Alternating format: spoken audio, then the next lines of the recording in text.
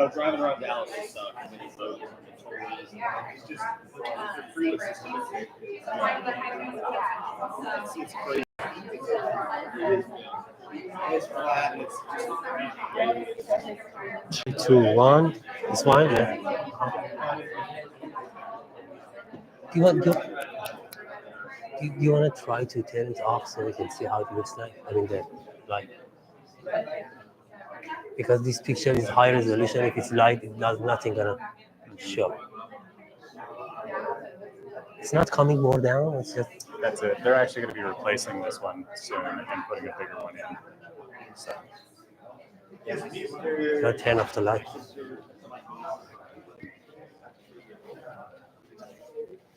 All right, everybody, we're going to go ahead and get going now.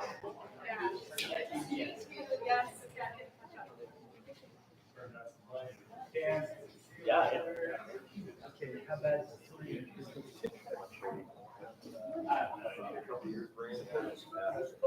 How's that looking, everybody?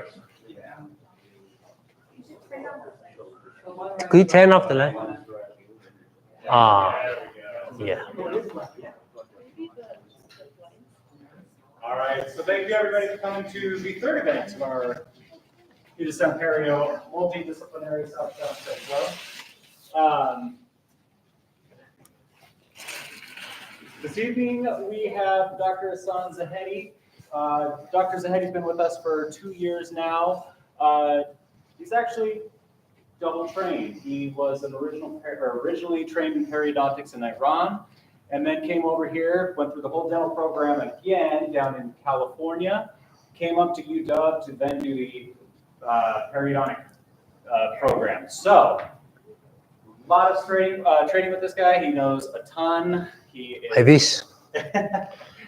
Try to do it for us. Again, he's been here for 2 years. He's going to be giving a presentation on augmentation of soft tissue and plastic surgery within periodontics. So I'm going to hand it over to him, and here we go. Yay. Good evening, everybody. Thank you so much for coming today.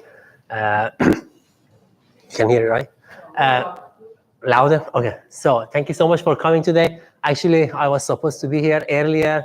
There was a heavy traffic, so I couldn't make it. So I know it's difficult after a long day to attend a kind of a study club and listen to a lecture. So when I was asked by Tom to provide a presentation here, first of all, definitely it was a pleasure for me to do this one because this is my first time I'm attending this study club.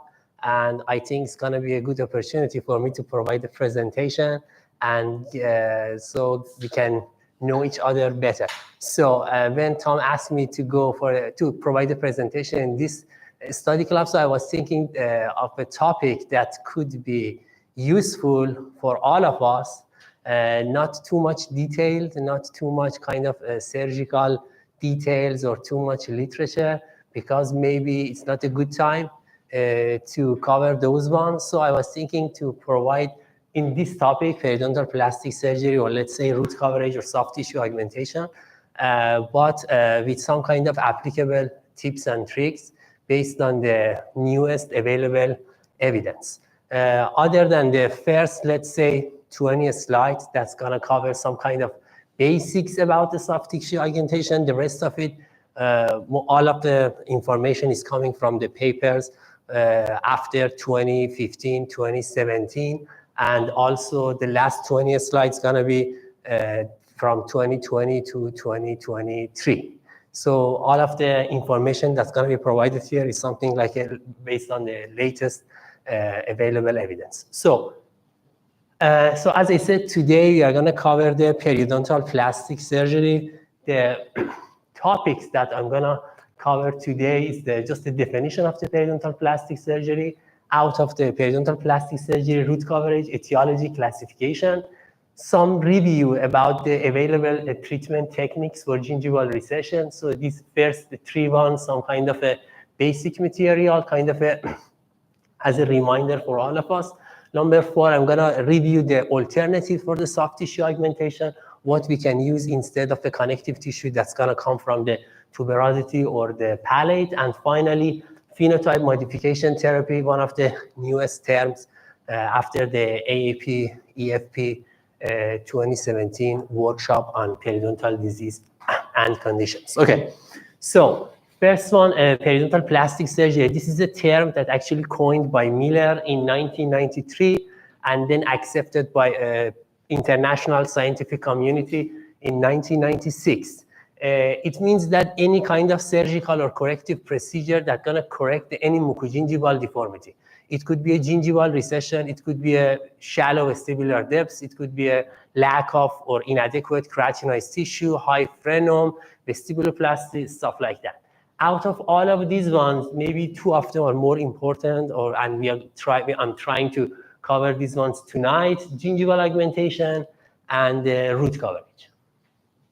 So starting with the root coverage, before that, let's review some kind of abbreviations or some kind of measurements. So when we have a common language when we discuss this topic. So the keratinized tissue, if you remember, is just the distance between the gingival margin and the mucogingival junction. This is the gingival recession. Definitely recession width or RW is the widest part of the gingival recession, and recession depth is the distance between the CJ to the apical extension of the gingival recession. Difference between the attached gingiva and keratinized gingiva, as I said, just as a reminder. So keratinized gingiva is the distance between the top of the gingival margin to the mucogingival junction. Attached gingiva is the distance from the free gingival groove to the mucogingival junction. In many cases, maybe we cannot identify the free gingival groove, so most of the time it's almost equal to the depth of the sulcus. So if you can measure this one, top of the free gingival margin to the mucogingival junction and reduce the pocket depth, you will find the attached gingiva. Okay, so what's the etiology of the gingival recession? It could be anatomical factors, physiological factors, and the pathological. The anatomical factors could be a bony fenestration, bony dehiscence, or the position of the teeth. The physiological factors could be a orthodontic tooth movement that can make kind of a gingival recession.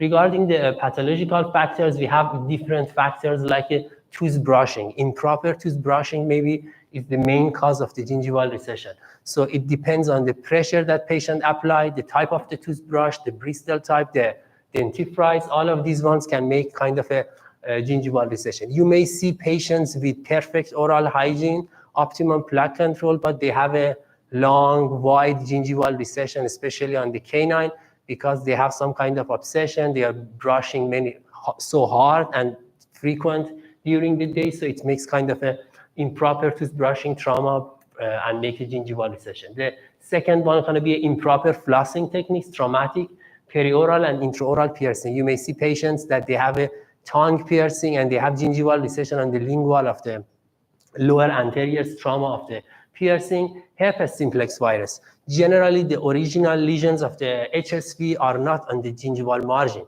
But imagine you are in an acute phase and you are brushing your teeth. With the toothbrush, you can spread the virus all around and you can transfer the vesicles, making new vesicles at the gingival margin. This is gonna end up a gingival recession. Malocclusion, not correct position of the tooth. For example, it's out of the alveolar housing. It makes a bony fenestration, bony dehiscence, finally gingival recession, and finally partial denture, poorly designed RPDs or subgingival or deep cervical margin of the restoration can make gingival recession. So contributing factors, when the gum is really thin periodontal biotype, or when there is not enough keratinized tissue or completely lack of keratinized tissue, and some thin labial bone plate that we can find, for example, at the canine eminence, mesiobuccal root of the maxillary first molars, and also the mandibular incisors.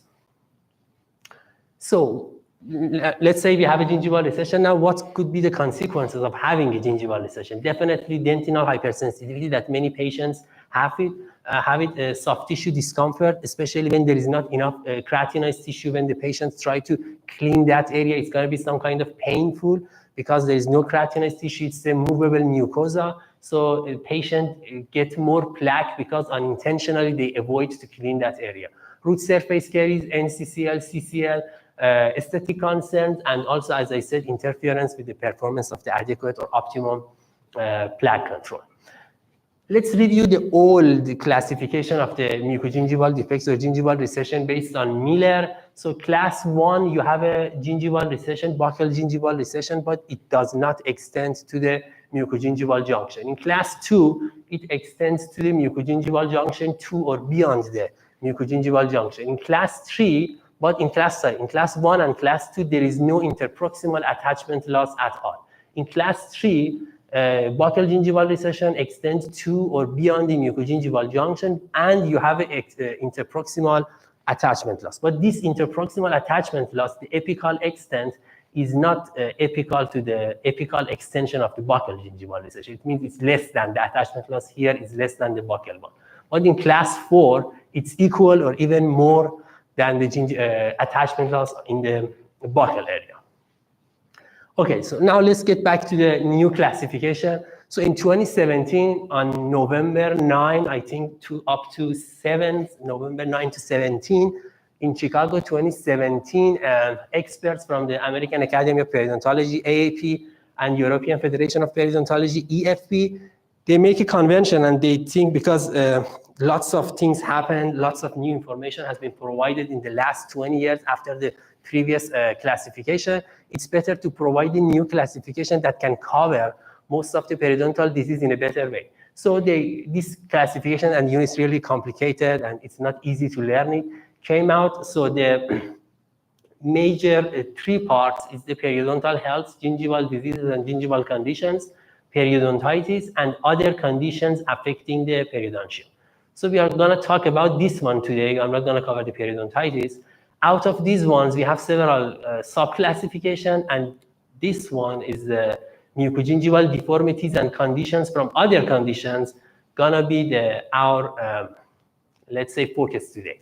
So mucogingival deformities and conditions. You may see this term in our letter that we send you when you refer a patient to us, that it's covers some different classes, like a gingival phenotype, gingival soft tissue recession that we are going to talk, lack of gingiva or lack of keratinized tissue, decreased vestibular depth, high frenum pool gingival excess, abnormal color, conditions of the exposed root surface.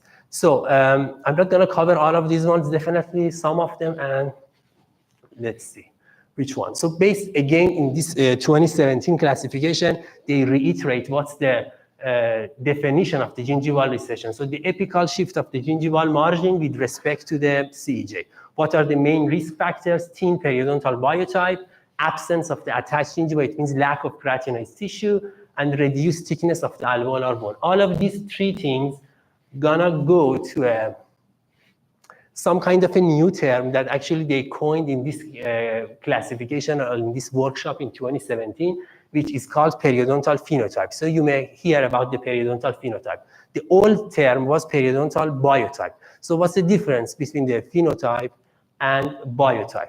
Biotype is kind of coming from the genetic trait. So you cannot change it, and it's never gonna change. You cannot change it with any kind of surgery based on terminology. But periodontal phenotype means it's something, it's a mixture or combination of the genetic trait and also environmental factors. So you can change it, or it may change during the time. And when you say, okay, this patient have this type of phenotype compared to the biotype within same individual, you can have different types of periodontal phenotype in different sites.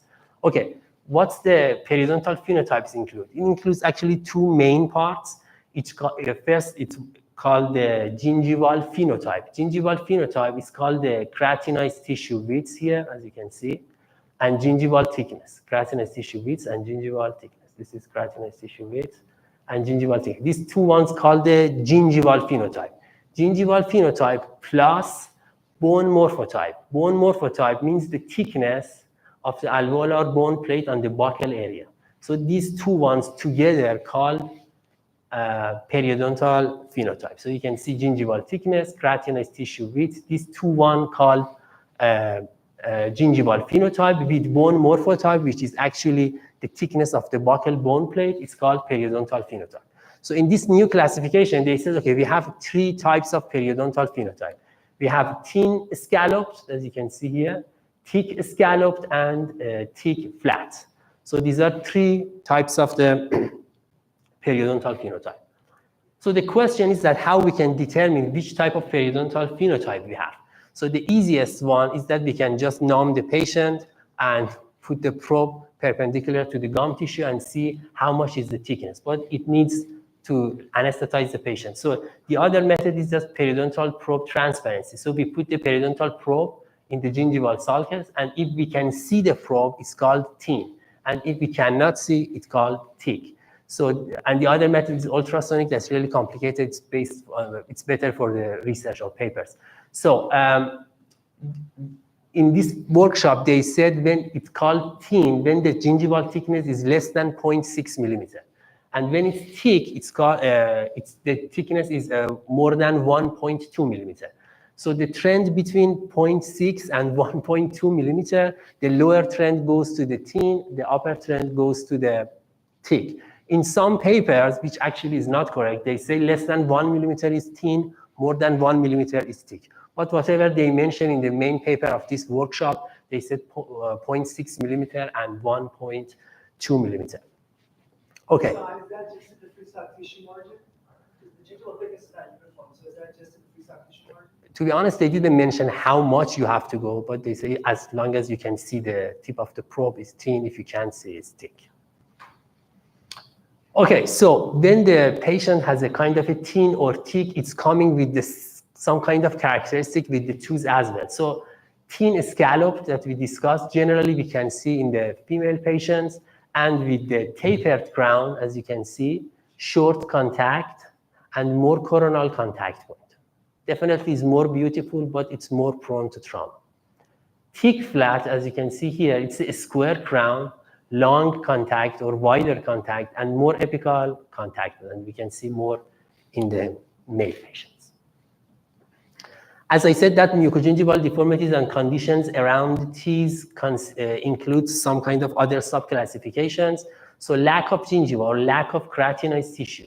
For example, here, as you can see, this is a thin periodontal phenotype. But here, you can see maybe here is thick. So that's the point of the periodontal phenotype. Within the same individual, in one area, you may have thin. In one area, you may have thick. So you cannot say this patient is thick periodontal phenotype everywhere. So it's different. Based, for example, here, based on the tooth position, because we have a moderate lower anterior crowding, so tooth position is not correct. So this is thin. There is not or 1 millimeter keratinized tissue, a lack of or inadequate keratinized tissue.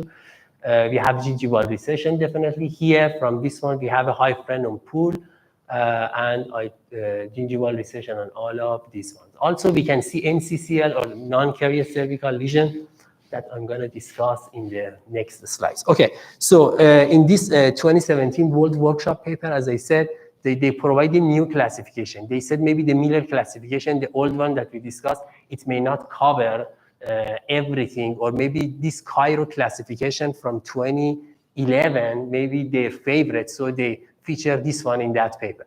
So this classification is based on the predictability of the treatment of the gingival recession. So it's called recession type 1, recession type 2, and recession type 3, RT1, RT2, RT3. So what's the RT1? You have a buccal gingival recession, and there is no interproximal attachment loss. Or based on the literature, you cannot see or detect the interproximal CEJ. Recession type 2, that CEJ is important, we're going to discuss it later. So recession type 2 or RT2, you have a buccal gingival recession, definitely, but you have an interproximal attachment loss, and you can detect with the tip of the probe where is the CEJ. But the interproximal attachment loss here, which should be measured from the interproximal CEJ to the depths of the pocket, is less than the attachment loss here on the buccal area or facial area. In recession type 3, that interproximal attachment loss, as you can see, for example, if the CEJ is here and the depths of the pocket here, this distance definitely is more than here. You can see here is almost maybe 9 millimeter. Here is just 6 millimeter. So attachment loss in recession type 3 is more than, interproximal is more than the buccal one. So as I said, this classification is based on the predictability of the treatment of gingival recession.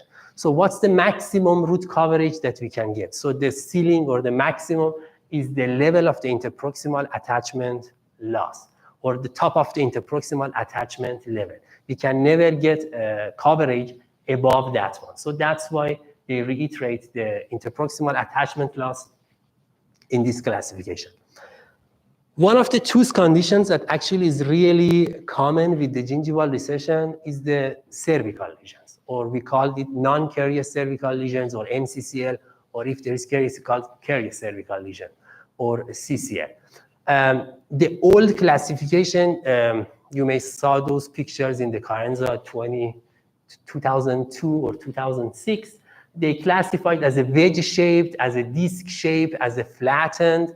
But in the new paper of 2017, as I said, based on the paper from the Piniprato 2010, they classified in a different way, again based on the predictability of the root coverage treatment surgeries. So we have class A and class B. Class A means that when you have a NCCL, for example, like these ones, you can detect in class A, CEJ is detectable without a step. It means A plus, A minus, sorry. Class A means you can detect the CEJ. You can easily detect where is the CEJ. In class B, you cannot detect the CEJ. So you have to kind of a measurement to find out where is the class B. There is the CEJ. Okay, and if there is a step, and if there is no step. If there is a step, it's called plus. It means there is a minimum 0.5 millimeter concavity at that area. But if there is no step, it's called, it's minus or negative. It means it's completely flat or smooth surface. So RT1, RT2, RT3, all of these ones could be, if there is any NCCL, class A plus or minus, class B plus or minus. Okay, so as I said, the first 24 slides kind of a basic material. We should just make sure we have a common language and just remember everything, the basics. So, okay, now we have a patient with some kind of gingival recession. So we have two options. We can treat the gingival recession, or we can just leave it alone. Do we have to treat it or not? And what's gonna happen if we don't treat it? Okay, let's start with the gingival recession, no treatment. Let's get back to the literature or our Bible. So in this study, actually, I really like it. In 2016, they evaluate more than 1,600 gingival recession defects, and they follow up those gingival recession defects for 5 years. So we wanted to see in these patients without periodontal disease, what's gonna happen to those gingival recession. So they found out in it's a systematic review meta-analysis. So it's the highest level of evidence in the literature. So when they say something, so we can approve, we can accept it. Okay, so in 78% of the cases, the gingival recession depths, if you remember, I said what is the depth from the CEJ to the depths of the apical part of the gingival recession. In 78%, gingival recession depths was increased. And in 79% of the cases that they were following up minimum for 5 years, the number of the gingival recession within the same individual were increased. It means, for example, one patient, she had gingival recession on number 6. 5 years later, they found another gingival recession, for example, on number 11. So 78% increase in the gingival recession depth, 79% increase in the number of the gingival recession. Overall, this study find out in the long term that was minimum 5, maximum 20 years, the odds of the recession development based on the number of the patients or based on the number of the sites with gingival recession increased. So let's get some tips or conclusion as let's say, take-home message from this paper. So they conclude that untreated gingival recession defects in individuals with good oral hygiene, all of those patients, they didn't have period disease with optimum plaque control. So untreated gingival recession defects in the patients with optimum plaque control, they have a high probability of progress during long-term follow-up, minimum 5 years. So it means that if we leave one gingival recession untreated, there is a 78% probability that get increased in the next 5 years. And there is a 79% probability the number of the sites get increased after 5 years. So these 5 years is a minimum. I would never forget these numbers when I was making myself ready for the oral board because they would ask every time. Okay, so the second conclusion. So they found out if there is a keratinized tissue or when there is a greater keratinized tissue width compared to the other side that they have a less keratinized tissue, the probability of developing a gingival recession or increasing the depth of the gingival recession could be increased or even no development of the new gingival recession. So it just reiterates the importance of the width of the keratinized tissue. So when we say, for example, this patient needs kind of a gingival augmentation, I'm not going to cover anything. I'm just going to increase the keratinized tissue width with free gingival graft. So you may find out why we are looking for, what we are talking about, what we are looking for. We just want to increase the keratinized tissue width to prevent the further gingival recession later and make it more maintainable for the patient. So it's not going to be painful when the patient brush that area. So you can imagine you can put the toothbrush over the normal gum, especially, for example, 8, 9, 10, that we have the widest keratinized tissue, you may not feel anything. But if you place your toothbrush over here at the apex of the lower anterior, that there is mucosa, it's painful. It makes bleeding even in the healthy patient. So that's keratinized tissue make a big difference. And the third one, they found out the existing or progressing gingival recession does not lead to tooth loss. If your patient asks you, okay, doc, I have a gingival recession. I know I have to get some kind of gum graft to prevent of getting this one worse, but am I going to lose these tooth finally at the end of the road? Based on the literature, based on this systematic review meta-analysis and the other ones, no. You may lose more attachment loss. You may have more attachment loss, but they said there is no chance to lose the tooth finally. Maybe because there is no keratinized tissue, you can't brush it. So secondly, you develop a gum disease around it. That's a different story. But just solely based on the gingival recession, there is no chance to lose the tooth. Okay, so we discuss, that's what I said. I'm not going to go too much literature. Maybe just one is enough. There are many other papers that we can discuss about. Yeah, go ahead. Thank you. I mean, those numbers seem pretty high. It was like malocclusion and bruxism a control factor in that study. Yes, they consider, actually, that's why it's a meta-analysis. So they make all of them equal. So there was some patients maybe with the different ethnicity. Even there was some discussion about the sex because, for example, they found out in the female patients, it's more thin periodontal phenotype. So that's another confounding factor in this one. So that's why they may provide more gingival, they develop more gingival recession. But that's the point of the meta-analysis. They, based on those statistics, so they make them all equal. So that's why they can make a conclusion at the end. Okay, so we discussed what's going to happen if we don't treat a gingival recession in a patient without periodontal disease. Now let's see if we try to treat a gingival recession. So what are the indications of the treatment? Why we could consider gingival recession treatment, or why the patient may ask for gingival recession? Aesthetic, some patients definitely nowadays, they have aesthetic concerns. Hypersensitivity. There are some papers that they show the main treatment for gingival recession is not the root coverage. First, we have to go for other treatment, for example, providing the patient Prevident, not the restoration. Stuff like that, and then if it doesn't work, the second resort could be a gingival root coverage or gingival augmentation. We should not just jump to the, okay, I have a gingival recession, I have sensitivity, let's do the gum graft. I would say most of the time, first, try to close those small holes on the exposed dentin with the Prevident, decrease the sensitivity, and then the second one, we can go for the gingival augmentation. Root abrasion, root caries, keratinized tissue augmentation. As I said, there is not enough keratinized tissue. We want to increase the keratinized tissue width. And finally, it's kind of aesthetic, so there is inconsistency or disharmony of the gingival margin. Okay, what's the efficacy and the predictability of root coverage procedures? Based on the old classification, Miller, as I said, in class 1 and class 2 Miller, when there is no interproximal attachment loss, and there is just single tooth recession, we can get a complete root coverage with the connective tissue graft. In class 1 and class 2, when there is a multiple tooth recession, again, we can get complete root coverage. So our expectation is a complete root coverage. Why? Because, as I said, there is no interproximal attachment loss. It doesn't matter you use the keratinized connective tissue graft or you use a cellular dermal matrix alloderm.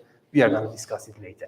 In class 3, as I said, because there is an interproximal attachment loss, connective tissue graft can provide some benefits, some coverage, increased keratinized tissue, but definitely not complete or 100% root coverage. And in class 4, they said it's not predictable. Definitely there is no root coverage, maybe some keratinized tissue which is gonna be increased. Okay, so when we wanna try to decide one gingival recession that could be treated, we have to consider two main factors. Who is the provider should consider these two factors. First one is the patient-specific factor, and the most important patient-specific factor is the smoking.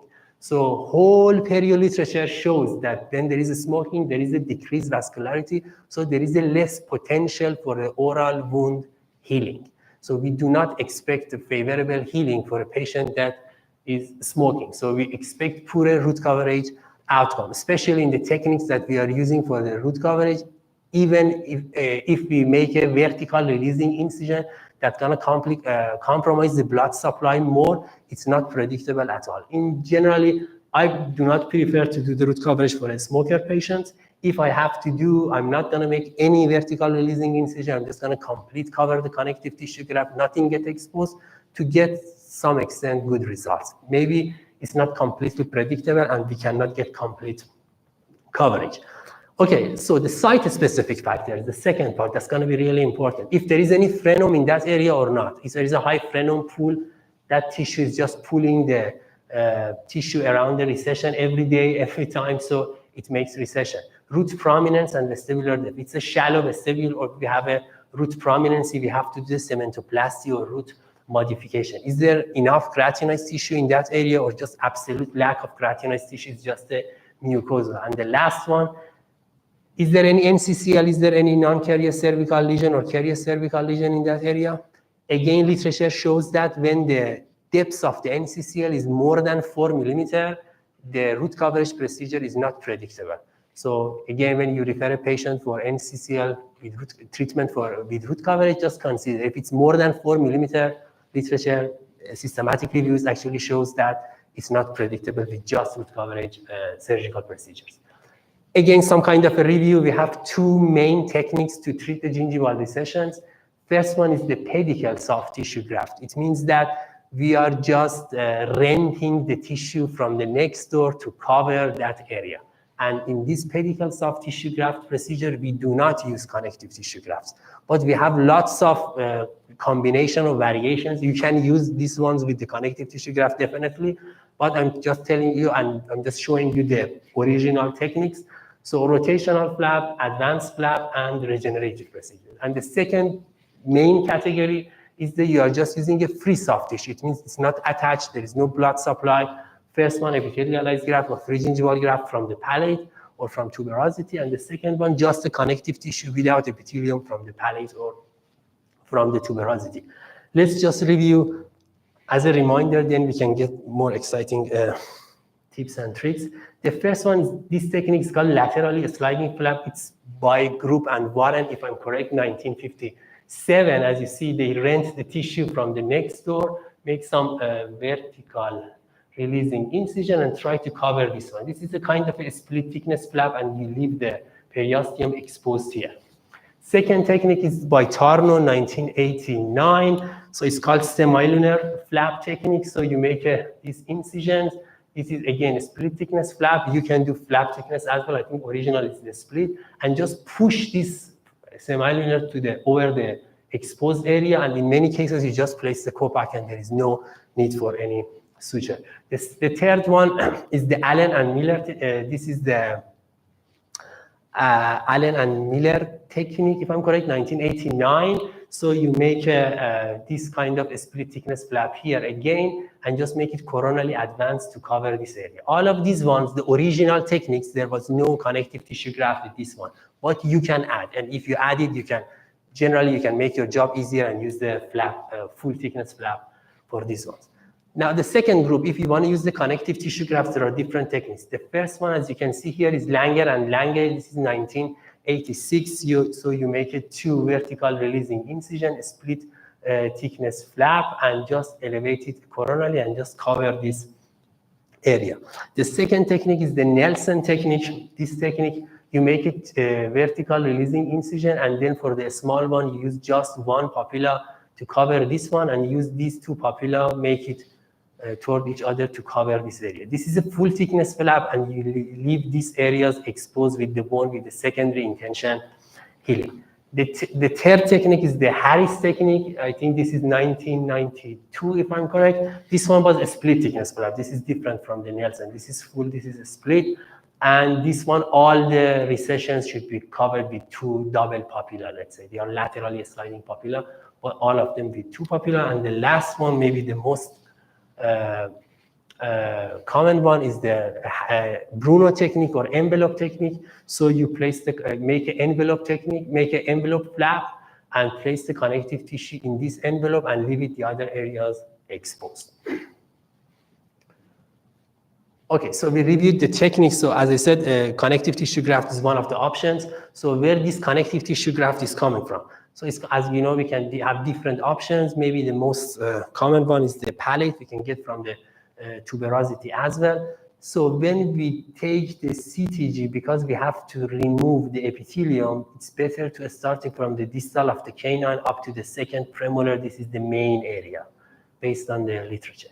If we are using FGG, I mean, we are not supposed to remove the epithelium. So that's why, because here we have rugae, here we don't have the rugae. So it's possible to not go deeper. So we can move it distally to not actually trespass to the greater palatine foramen here. You can use any areas, but this is the, let's say, priority for the CTG and the FGG.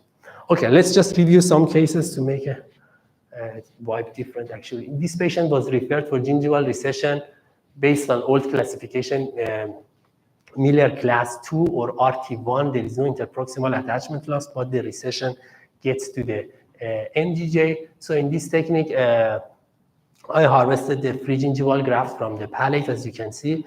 And here you can see the bony dehiscence. I would say most likely this one is because of the tooth position. So, and after 2 months of healing, you can see this area. Definitely, it looks like a patch, tire patch based on the literature. It's the normal appearance of the pregingival grafts. During time, it may get better, but never gonna be like the other areas. Otherwise, you have to use the CTG. So here we have enough keratinized tissue, almost cover the gingival recession, and it's gonna be stable. So this is before and after. So this is another case by Dr. Stern. Actually, this patient was referred because there was not enough. As you see, there is no keratinized tissue. Actually, here there is a thin periodontal phenotype. Even you can see the blood vessels and the alveolar buccal bone. So because it's a thin periodontal phenotype and it's kind of progressive gingival recession, so it was decided to increase the keratinized tissue width with free gingival graft. So not only it's going to provide some kind of gingival recession coverage or root coverage, but also with increasing the keratinized tissue width is going to be stable, recession is not getting worse, and make the oral hygiene or plaque control easier for the patient. Or the other case, again, the same thing. We have a lack of keratinized tissue here. We have a lack of keratinized tissue here, and also the high frenum attachment. So free gingival graft, beautiful, even it's not discernible from the areas around it. And the other one, almost like the first one, the same. So you can see the gingival recession, almost lack of keratinized tissue, shallow vestibular depth. So this one can increase the vestibular depth, increase keratinized tissue, and get some coverage.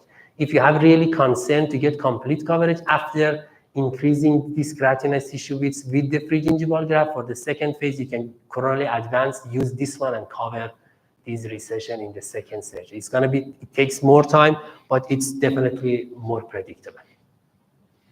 Or this case, gingival recession, this is RT2 Miller class 3. As you can see, there is an interproximal attachment loss, definitely. And just please notice we have a generalized physiologic gingival pigmentation. So why I'm going to reiterate this one, because if you get the tissue or rent the tissue from different genetic, from different place in the mouth, it's going to make a difference. Here we have a physiologic pigmentation, but definitely it was not on the palate.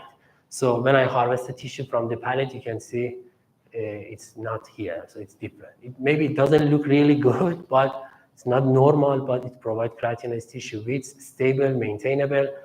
cover the root surface, but not 100%. Why? Because we have interproximal attachment loss.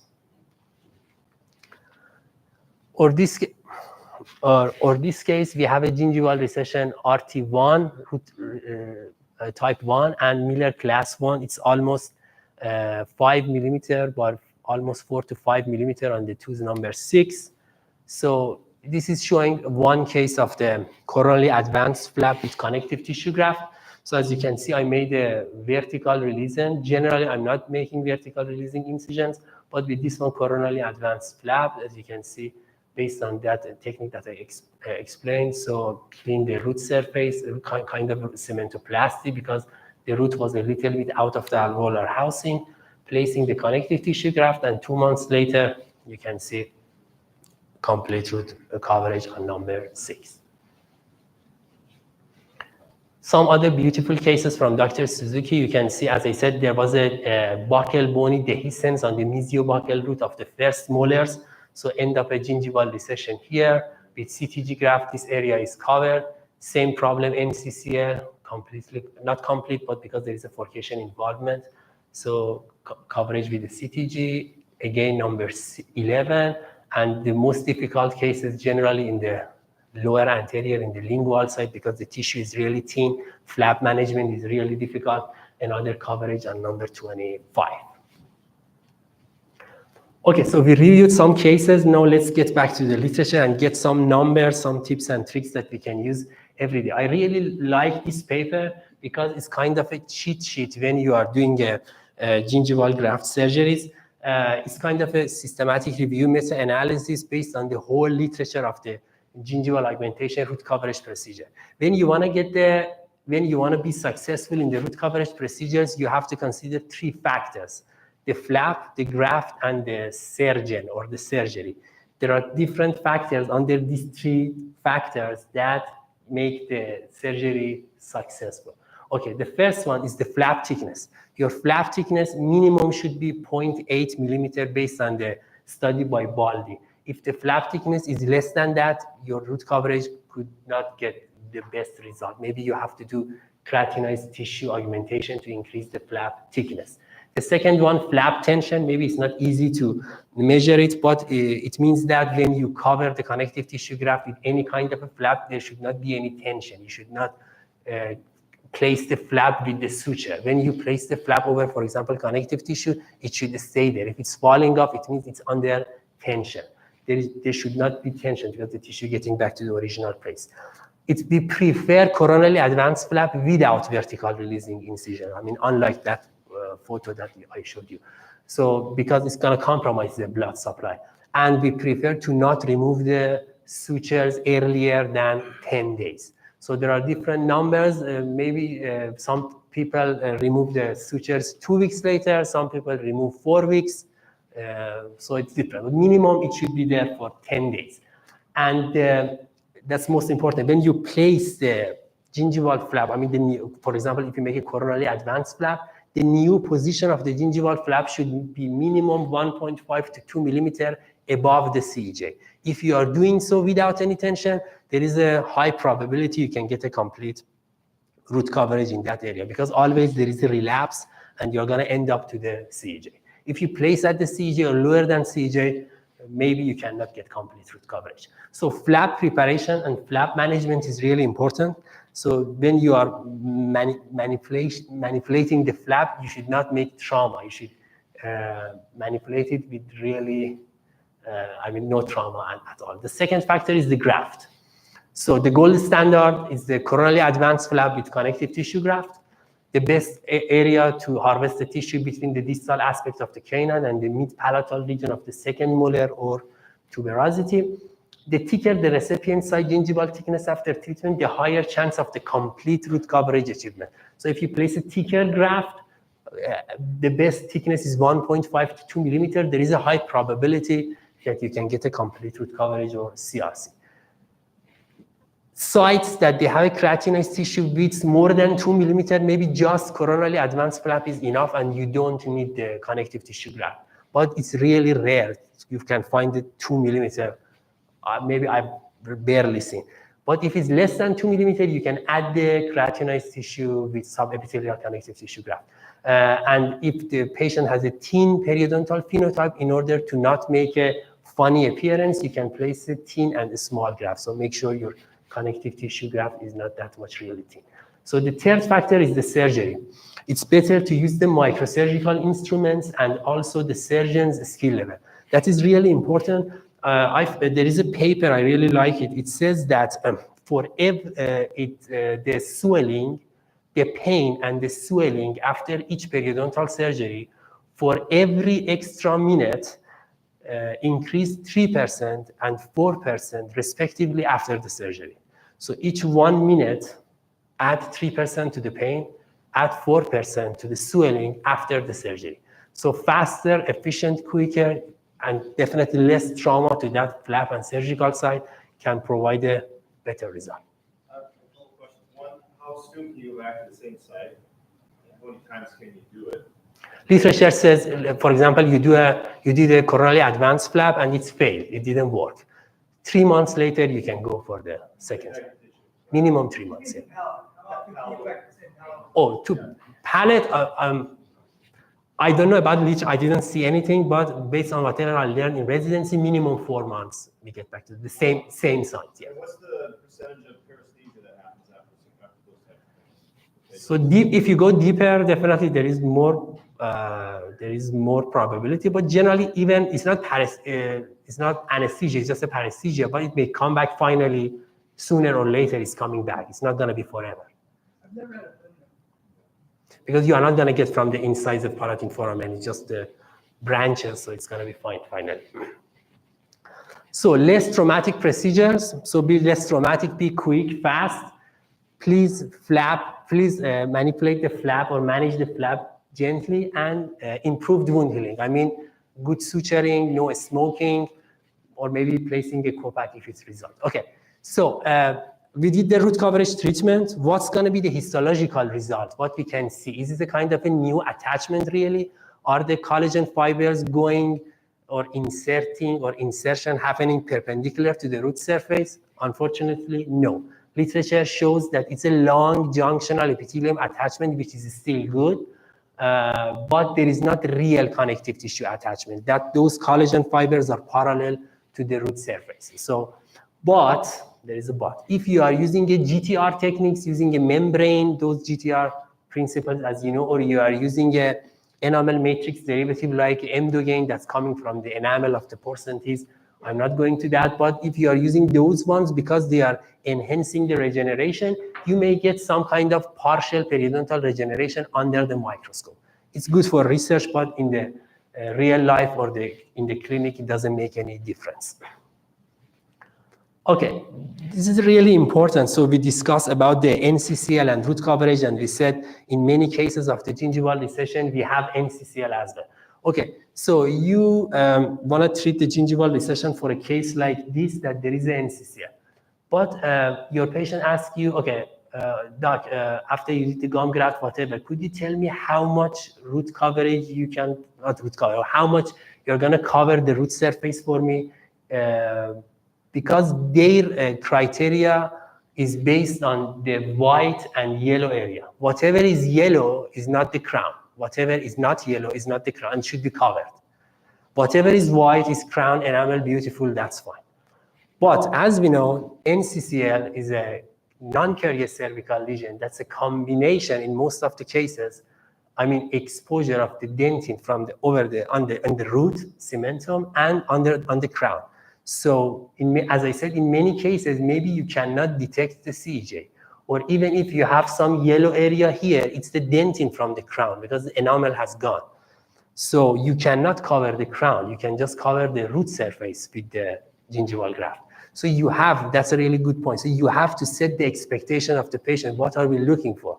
Or what you are looking for as a dentist or as a surgeon, how much coverage I can provide. Because the rest of it on the crown, when there is a dentinal exposure that's yellow, you have to use some kind of restorative treatment to cover that area. So we need some kind of tool to find out where is the CJ. I do not see the CJ. As I said, in class A, you can detect the CJ. That's awesome. So you can just, show the patient, this is the line, that's the maximum coverage. if there is no interproximal attachment loss. But let's say even here you can detect it, but let's say there is a case you can't see the CJ, it's absolutely lost, you don't know. So how you are gonna set the expectations of yourself and patient? So Zucchelli in 2010 actually provide this beautiful and interesting article. So there is a method so we can predict where the CJ should be, or where we can predict the maximum root coverage. So you place a point at the interdental contact point and another point at, for example, in the mesial side I'm talking, interdental contact point, and the other one, the point at the line angle of the interproximal CJ and the facial side. So this is the line angle at the CJ of the interproximal side and the facial side. So you connect these two ones, you have this line. Then you shift this line, and put the top of this line at the CJ, at the interproximal CJ. So at the end, or the apical side, it's gonna be a one corresponding point on the root. Do the same thing on the distal or mesial side, and you have another corresponding point. And then just connect them. This is gonna be a virtual CEJ, and this is the maximum root coverage that you can get. So again, 1 point at the interdental contact point, 1 point at the junction of the line angle of the CEJ and the facial surface. Then you have a line, then shift this line from the CEJ in the interproximal. At the end, you have a corresponding point, do it on both sides, connect it. So this is the maximum root coverage. So you can get coverage until here. And the rest of it, it's not, maybe it's not possible. So after the root coverage procedure, if anything is exposed in this area, you are gonna cover with the composite or the glass ionomer. Okay, so let's review cases like this. For example, gingival recession, RT1, Miller class 2, and we have the NCCL as you can see here. So this is a coronally advanced flap with connective tissue graft, and we almost get complete coverage on 4, 5, and 6. Here you can see there is a NCCL, but definitely this is from the crown, and we cannot cover this one. Or this beautiful case. So they did the ortho treatment, and you can see both of these canine are out of the alveolar housing. It's completely out of the alveolar housing, and because of the tooth position based on the etiology, you expect big gingival recession here, no keratinized tissue, always is inflamed because patient cannot brush this area very well, it's painful, so not optimum plaque control, inflammation, you can see on all of these 4 canines. Okay, so harvested the connective tissue from the palate on this side. I wanted to cover the number 20, 21, and 22 all in same session. As you can see, coronally advanced flap. Definitely, it looks terrible, as I said, because it should be minimum 2 millimeters above the CJ, but that's normal because we have relapse later. Generally, most of the time, I cover these ones with the Copac. I asked the patient, please do not retract your lip. Don't check that area for the first 2 months. It looks terrible. You should be patient. That's why we call you patient. It takes time to provide you a good result. Okay, so this is the left side. I just did the 20 to 27 so far. So this is the left side. Again, 27. I wanted to treat 27, 28, a little bit 29. This is a kind of a complementary coverage if I get. Okay, so this is the coverage as you can see on 22, 27. So this is before and after. Definitely complete root coverage on these ones because there was no interproximal attachment loss.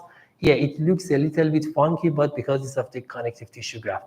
Generally, it gets better during the time. Finally, based on the literature, in these cases, maybe you have to do some kind of gingivoplasty 1 year later when it's completely blended, so you can decrease the tissue thickness and makes it more blend and better color.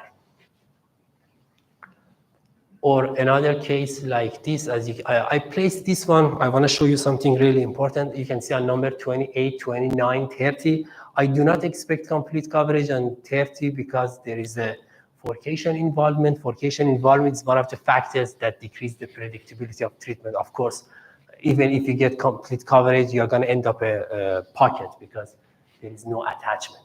You can see there is a bony dehiscence in that area, so place the connective tissue graft, coronally advanced flap, full thickness, no vertical releasing incision, and almost complete coverage on 28, 29, to some extent 30. The other side of this patient, again, the same thing. I want to show you something, maybe this is really important. So you can see this is the old or original flap, and this is the new tissue. So this is less than 2 months when the patient came for follow-up, I think 2 months or less than 2 months. But you see this, and finally they are gonna end up. So I mean, if there is a good blood supply for this connective tissue graft, this guy can make a difference. You see it survived complete coverage, this one, and the old flap is over this one, because this guy provide the water and food, and this one survived here.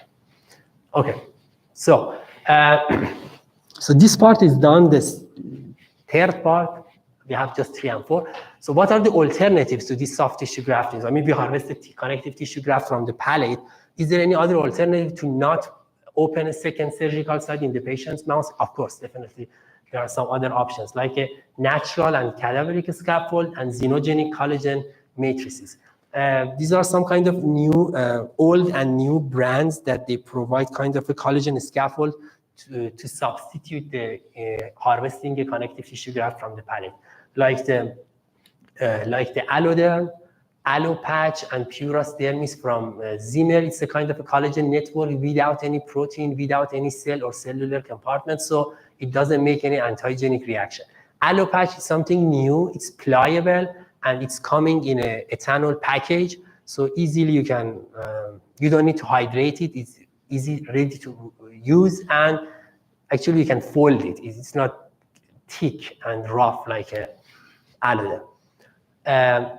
What's the advantages and disadvantages of this kind of dermis matrices? So let's first go with the good one. It's unlimited. Of course, you're not going to harvest it. You have unlimited. Then you have, for example, 6 to 11 or full mouth gingival recession. You want to do it in one session, maybe you can use it easily. And they provide better aesthetic and color match with the surrounding tissue. If you compare the results of the free gingival graft and Alloderm or dermal matrices, the better aesthetic and color match is for the Alloderm or dermal matrices. But there is a problem with that. There is an article, they followed up multiple gingival recessions treatment with the dermal matrices like Alloderm for 12 years. And they find out most of them after 12 years, they got some kind of shrinkage. So they didn't know why this shrinkage happened, but there is a theory behind that, because maybe it works. Why? Because Alloderm doesn't provide, or dermal matrices doesn't provide keratinized tissue. If there is not enough keratinized tissue in that area, so the new location or the new position of the gingival margin is not going to be stable, because it doesn't induce keratinized tissue in that area. And the second, they evaluate the histological evaluation of that areas that treated with the Alloderm. They say it's kind of a scar tissue appearance in the histology evaluation. So they make a conclusion. They said, okay, if there is a 2 millimeter or more than 2 millimeter keratinized tissue in that root gingival recession site, you can use the Alloderm and you can expect the long-term stability. If it's less than 2 millimeter keratinized tissue, based on that study, maybe after 12 years, you see there is not, the gingival margin would not stable and may recede back again. The second one is the human amniotic membrane. So this one is kind of the innermost fetal membrane of the amniotic of the healthy donor mothers, let's say after C-section. So the most important factor about that the only brand available is the BioExclude. The most important factor about the BioExclude is that it has some kind of anti-inflammatory, anti-scarring, antiviral, and antimicrobial properties, because it has TGF-alpha, TGF-beta, keratinized growth factors, fibroblast, gingival growth factors, all of these factors coming from the amniotic cavity. So it has all of these properties. So it can promote angiogenesis, reduce inflammation, and accelerate the flap attachment.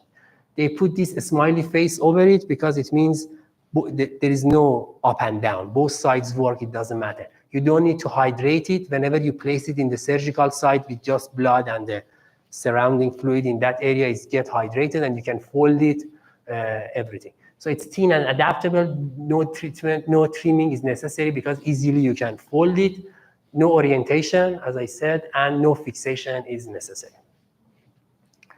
So from the xenogenic, we have mucograft. Mucograft is a kind of a non-cross-linked collagen membrane, but it's, I have to make it black because it shows the structure of the mucograft. So in this one, we have a compact layer of collagen and we have a porous layer of collagen.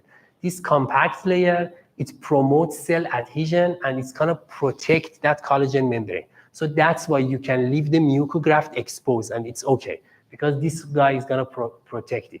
The porous layer provide kind of a network for the angiogenesis and revascularization in that area and cellular ingrowth. So it has actually 2 layers. That's why it's called the bilayer collagen plug. The second one from the xenogenic collagen matrices is called the fibroguide from the same company, but it's a cross-linked collagen membrane. And when they get wet or hydrated, actually they increase the volume. So let's say, and you cannot leave them exposed because they don't have that compact layer. So let's say you place an implant here and you have a thread exposure. So you want to cover it with some kind of a gum graft, but you don't want to harvest the tissue from the palate. You place the fibroguide, leave it in that area so it gets wet with the blood. It increases the volume and then you can close that area. Later, you can see the tissue thickness has been increased. These 2 ones, based on the literature, they can increase up to 1 millimeter of the keratinized tissue width as well. The third one is kind of it's kind of an alloderm, but it's not from the human, it's from the person. And this one, Dynamatrix, the same thing, but this is coming from the inner layer of the small intestines of the person. So these are, all of these ones are xenogenic, but kind of a counterpart to the alloderm. Okay, so the last section of this presentation actually is called the phenotype modification therapy.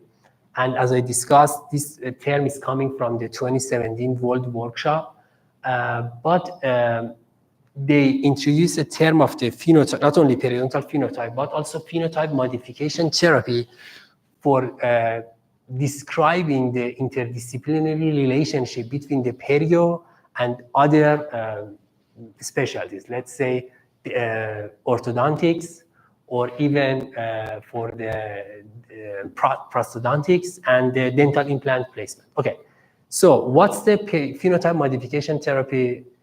What's the definition? So transforming a thin periodontal phenotype to thick by hard or soft tissue augmentation.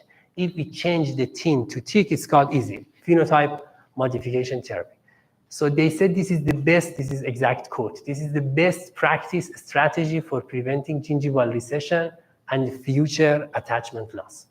Just as a reminder, again, we said the phenotype, what is the periodontal phenotype? Gingival thickness, keratinized tissue width, and the thickness of the alveolar bone plate.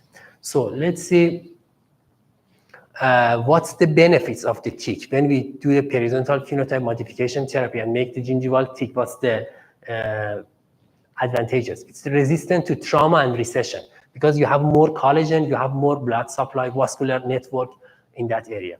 It has a superior handling when you want to do a kind of a root coverage, and it provides the creeping attachment. Creeping attachment is kind of a coronal migration of the gingival margin later or post-surgery based on the matter study. Sometimes it's happened.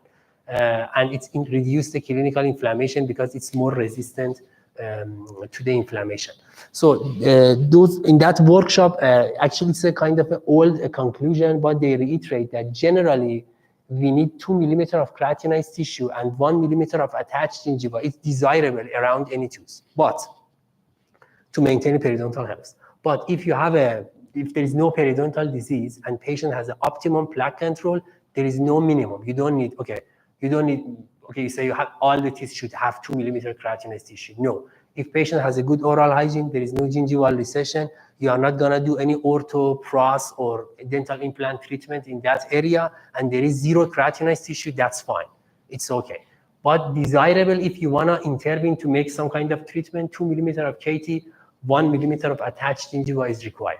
Okay, as the last part, let's review what's the relationship between this PHMT, phenotype modification therapy, and these three disciplines, let's say periodontal maintenance, ortho treatment, and dental implant. So based on this systematic review, they wanted to find out if we do the phenotype modification therapy, increase tissue thickness, does it make any difference regarding the periodontal maintenance or maintainability of the gum around those teeth? They said that, okay, exact quote, available evidence indicates that subjects with thin and narrow gingiva tend to have more recession compared with those with thick and wide gingiva. So it means that if a patient has a thin phenotype, it's more prone to get the gum recession. Currently, there is no evidence to support converting thin to thick gingival phenotype in sites without gingival recession or mucogingival deformity. That's what I said. So again, if there is no gingival recession, patient has a good oral hygiene, there is optimum plaque control. Again, there is no gingival recession, you don't need to intervene, you don't need to do any treatment, that's fine. But let's say patient has a thin periodontal phenotype, thin gingiva, but you want to do some kind of treatment. Before jumping to that one, let's review what's the corticotomy assisted orthodontic treatment, or CAOT. So if you remember about the concept of the regional acceleratory phenomenon, it means that when you make a trauma to the bone, you switch on kind of a demineralization in the bone, so the bone starts to demineralize to adapt itself to the new situation. So I'm not going to go into the details about this one, but generally in the adult patient, if you want to get a faster, quicker treatment, get to the result faster and more predictable and more stability post-orthodontic phase, you make this kind of corticotomy. But okay, you're starting 2-3 millimeter down the crest, go all the way 5 millimeter down the apex, then you connect them. So you make this trauma to the bone, so turn on that switch, so bone going to the demineralization stage. When you go to the demineralization, the density gonna decrease, so you can move the teeth faster. Generally, ortho treatment starts immediately after this type of surgery, or maximum up to 2 weeks. And based on the literature, up to 4 to 6 months later, the demineralization is still going on. Some papers said until you are moving the teeth, the demineralization is going. But the best or most credible window is 4 to 6 months later. So you can do whatever you want faster in the next 4 to 6 months. So in this one, in the CAOT, you do these corticotomies. So this is called corticotomy. This is the main technique. That's the original technique without any bone graft. But if you add this kind of bone graft, you're going to increase the tissue thickness. There is a kind of a confusion about the terminology here. This is called CAOT, but if you add this bone graft to that one, it's called the SFOT, or surgically facilitated orthodontic therapy, or PAO, or periodontally accelerated osteogenic orthodontics. It's a kind of a confusion, but same concept. Okay, so let's say we want to do the ortho treatment for adult patient. Do we need to do a kind of phenotype modification therapy? So this systematic review by Wang in 2020, they found that if we do the CAOT with phenotype modification therapy, B means bone, it means hard tissue augmentation. I mean the previous picture that I showed.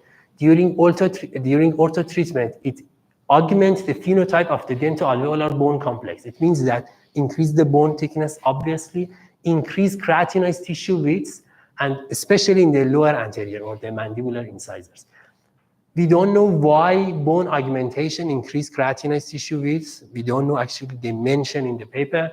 We don't know why increase keratinized tissue widths, but increase the alveolar bone and keratinized tissue widths.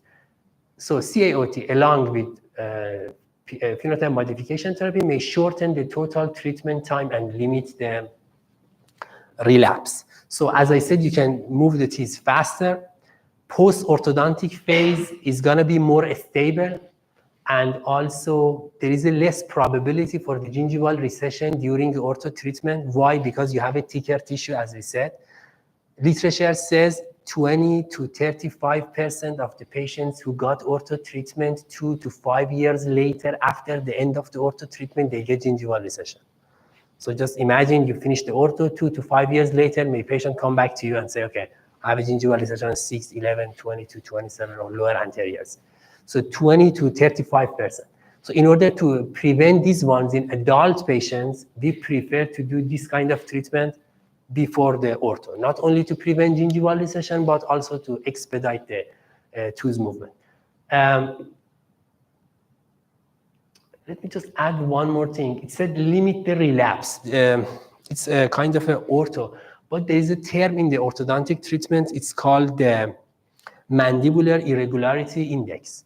So it shows how much there is crowding in the lower anterior. With this mandibular irregularity index, you can evaluate the relapse of the orthodontic treatment. You may see many patients 5-10 years later after ortho, they come back with the crowding in the lower anterior. So they found out in the patients with this type of treatment after 10 years, the mandibular irregularity index or the relapse crowding in the lower anterior much less compared to the patients without this treatment. Okay, so recommendation based on this one. So for any adult patient that we are going to do the ortho treatment, especially if there is a thin periodontal phenotype, they actually, based on these papers, as you can see, they recommend comprehensive periodontal treatment before the surgery in order to evaluate the thickness of the bone and the gum. So in our practice, we do with the CBCT to see how much bone thickness, especially in the lower anterior 22 to 27. Gingival augmentation is recommended, as we discussed, the one that I showed. If the teeth, we are going to work with the teeth that they have a less than 2 millimeter keratinized tissue width, and if we expect a significant labial tooth movement. So this is a recommendation from these two systematic review meta-analysis. So this kind of treatment, as I showed, it provides a periodontal phenotype augmentation, accelerates tooth movement, expanding the scope of the incisor movement. Again, there is another term in ortho, it's called the orthodontic wall or orthodontic boundary concept. It says that the maximum limit of the moving or labial movement of the lower anterior is the cortical plate at the apex of the lower anterior. It's called the profit envelope. You cannot go more than that. They said with this type of treatment, because you increase the tissue thickness and alveolar bone plate up to 2-fold of the profit envelope, you can expand the tooth movement in the lower anterior. So that's why it's provide post-orthodontic stability with this type of surgery. And enhancing post-orthodontic stability of the mandibular anterior teeth.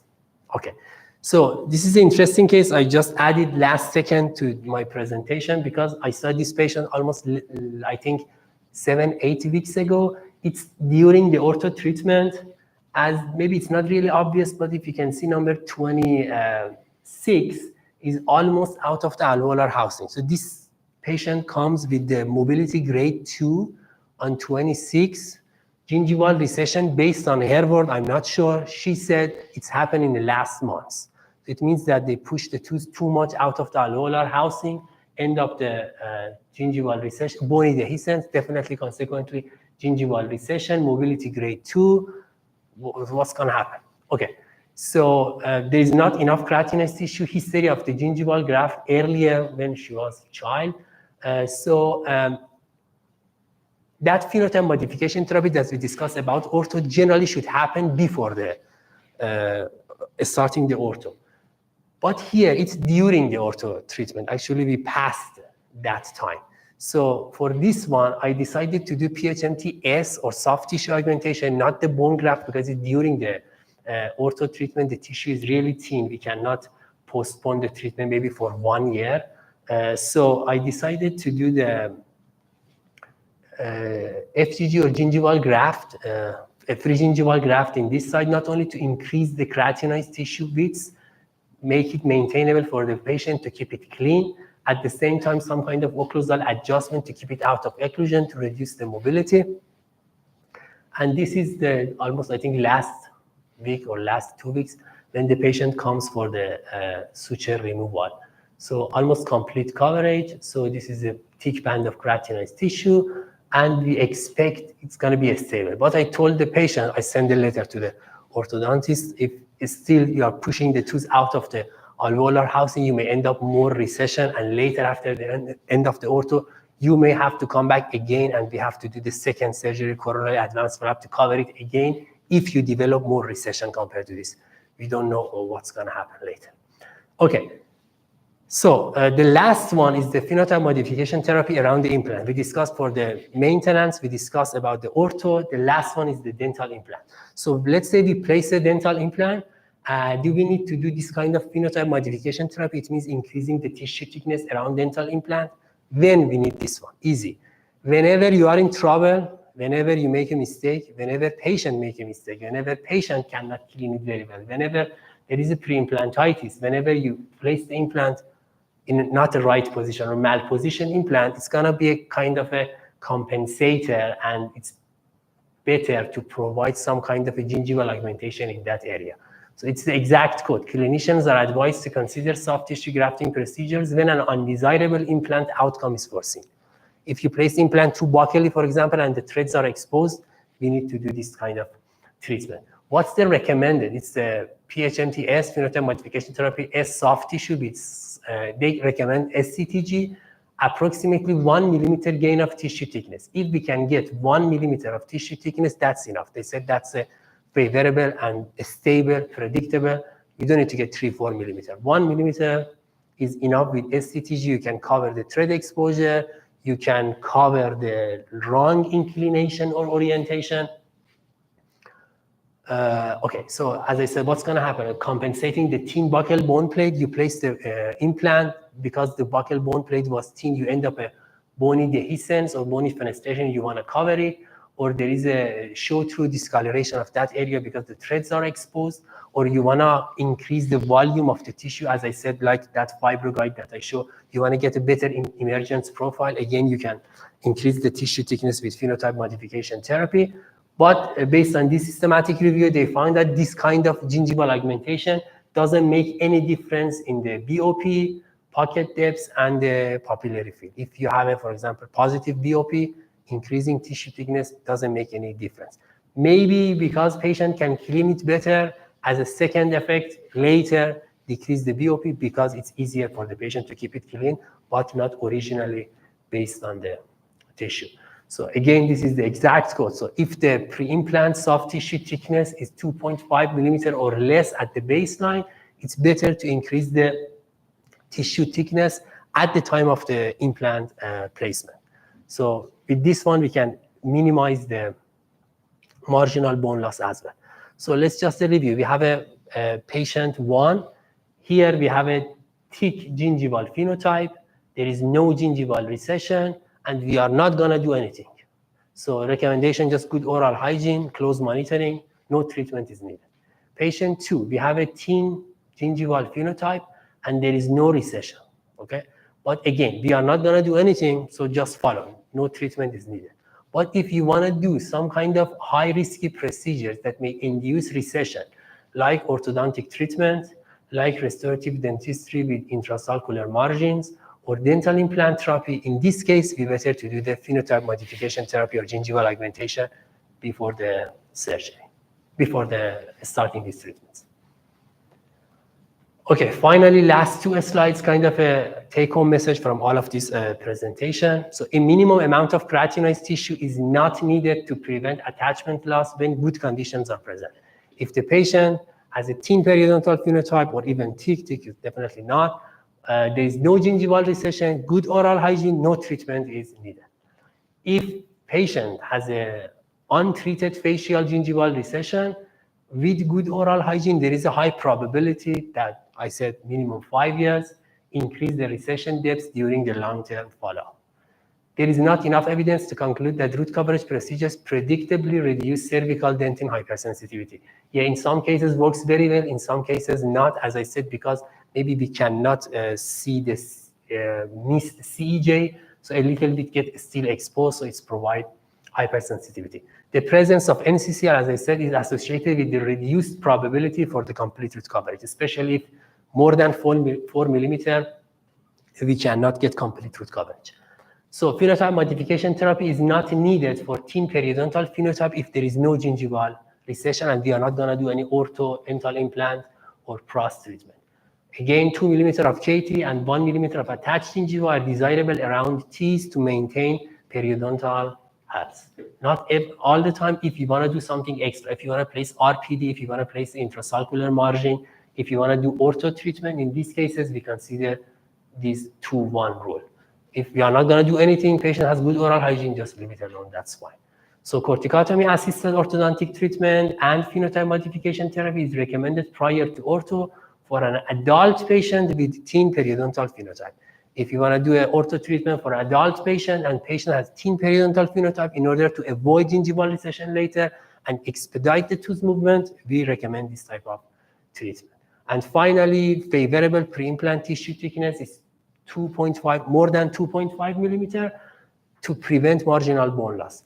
If you have less, if you want to prevent complication later, you can place SCTG or connective tissue graft at the time of the implant placement. Thank you so much for your time. If you have any questions. So I have a couple of questions. On your procedures where you're raising flap around these areas, you talked about trying to avoid vertical incisions. And this is just an academic question now from one periodontist to another. I always found the degree of coronal repositioning you get is very important, right? So if you overcorrect that. So in a situation where you do an envelope flap and you can't get the same degree of coronal repositioning, which do you feel is maybe more important? The degree of coronal repositioning you get if you make a vertical incision, or if you give up a little bit of that and you maintain an envelope flap without vertical. Definitely with vertical releasing incision, you can get easily without tension how much coverage you want. There is not based on literature, but resident, they say, maybe Andrew, you remember that. Then you make a coronally advanced flap, you have to bring the gingival margin up to the top of the cusp. If you can bring it and stay there, so that means that releasing is enough. But in order, okay, when I was resident, because vertical releasing makes some kind of complication, sometimes because of the blood supply, that's absolutely normal. So we need to find a way to avoid it. At the same time, we can get the same result. So what I learned, I'm using a tunnel instrument and I'm releasing the periosteum on the other areas that actually is not the surgical side. I have to get back. So when you release the, for example, I'm doing a treatment on number 20, let's say 21, I'm release the periosteum under the flap without many incision up to the 18 and here up to the 22 with the tunnel instruments. So it can bring it up easily more compared to the without releasing that one. And at the end, I'm placing a 2 periosteal suture at the apical of that side. Even if the patient move it, try to move it, nothing gonna move. So it's provide stability. Yeah, of course, vertical releasing provide better coverage, but if that's a way so you can avoid it.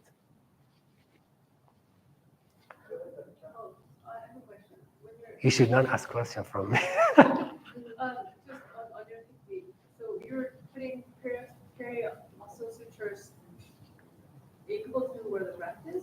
Apical to the graft in the mucosal side. Then in the area that I didn't elevate the flap. So nothing is moved. Even if the patient wanna play with the cheek, nothing is moving. So it's gonna be fixed. It's beyond the tunneling. The tunneling is the mesial distal. This is a combination of Zucchelli and tunnel. So I have tried all of these. Yeah, a long tunnel all around. Mm-hmm. Maybe I can show you. I'm not sure if it takes time to get back.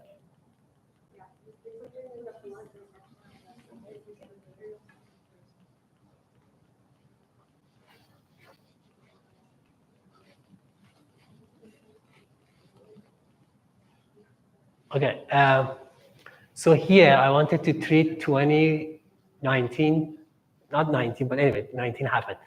21, 22. So I tunneled all the way to here and all the way back to the 18. Maybe you cannot see here because of the mirror. And then you can see this suture here. Because I stretch it, it doesn't show. But when I stretch it by the mirror. But if I leave it alone, it's gonna just make the tissue bulgy top to the recession side. Maybe I have another one. Yeah, it's not here, okay.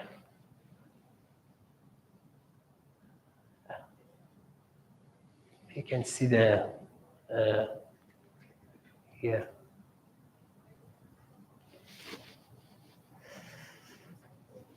Any other questions for Dr. Zahedi? Thank you so much for your time. Thank you. I appreciate it.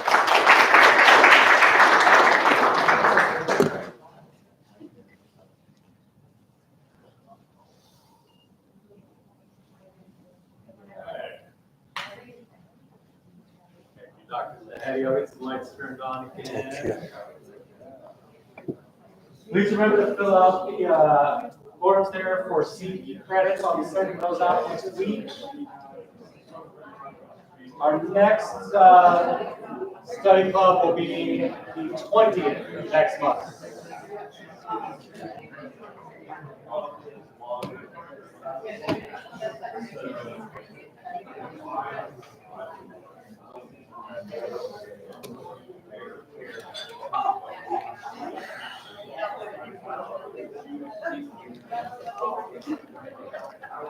Sure.